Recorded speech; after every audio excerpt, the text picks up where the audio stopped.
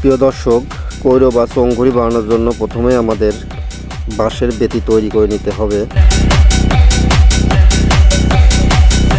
প্রত্যেকটা বেতির মাথা অল্প করে ফেরে নিতে হবে।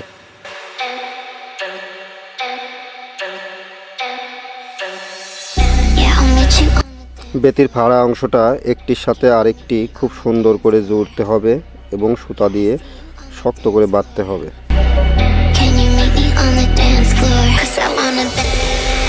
প্রিয় দর্শক, ঘুড়ির এই মাপটা যাতে সঠিক হয় সেদিকে খেয়াল রাখতে হবে, কারণ ঘুড়ির এই মাপ সঠিক না হলে পরে ঘুড়ি উড়বে না। বেতির এই মাথার অংশটা সুন্দর করে বাঁধতে হবে যাতে খুলে না যায়, এদিকে খেয়াল রাখতে হবে।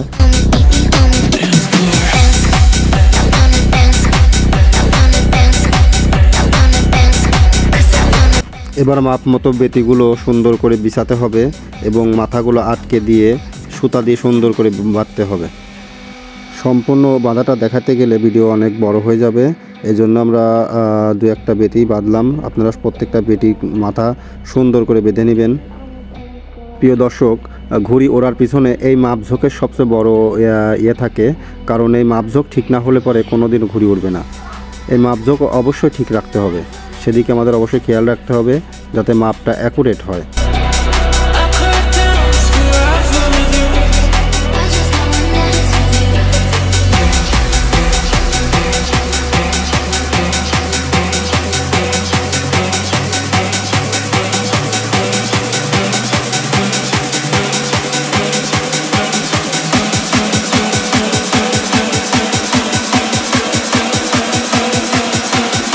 বেতি বিছানোর পরে একটা বেতি আরেকটা বেতির সাথে সুন্দর করে আটকে দিয়ে সুন্দর করে বেঁধে দিতে হবে।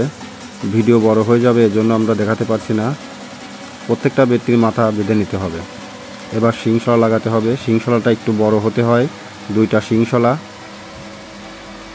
লাগানো হচ্ছে। সুতা দিয়ে খুব সুন্দর করে বাঁধতে হবে।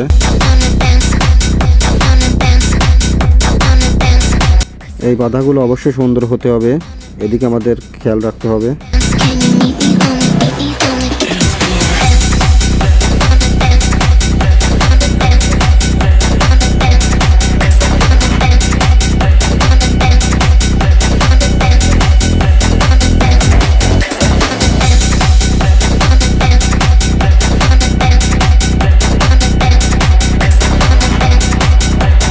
বাঁধার পরে শিংশলার দুপাশের মাপটা দেখে নিতে হবে একটু।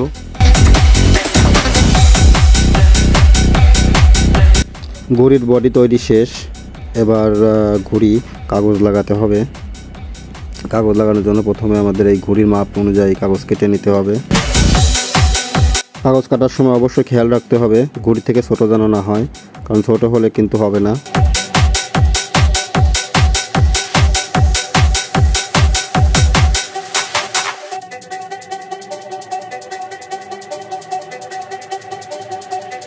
দর্শক, কাগজ কাটা শেষ। এবার সুই এবং সুতা দিয়ে ঘুড়ি সেলাই দিতে হবে। সেলাইটা সুন্দর করে দিন যাতে ঘুড়ি দেখতে সুন্দর লাগে।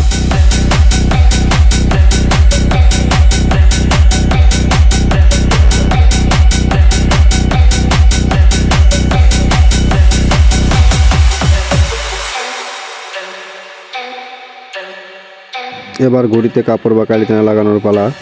মাপ মতো সুন্দর করে কাপড় কেটে নিয়ে সুই এবং সুতা দিয়ে সুন্দর করে সেলাই দিয়ে দিতে হবে। চিল ঘুড়ির জন্য আমাদের চিল ঘুড়ি অনুযায়ী কাগজ কেটে নিতে হবে।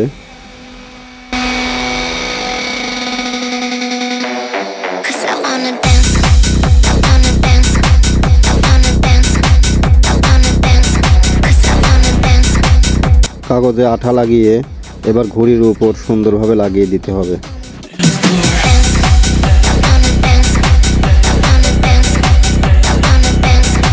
চিল ঘুড়ির লেসটাও লাগাতে হবে, এরকম আঠা দিয়ে সুন্দর করে লাগিয়ে দিবেন।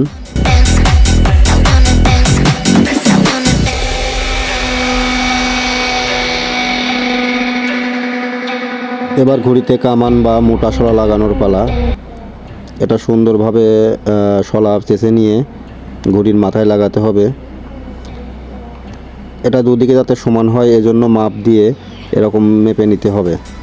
দুই দিককার মাপই যেন সমান থাকে, এদিকে অবশ্যই খেয়াল রাখতে হবে। এই মাপটা যদি ভুল হয় তাহলে ঘুরে কিন্তু কোনোভাবেই উঠবে না। সুন্দর করে বেঁধে নিতে হবে সব।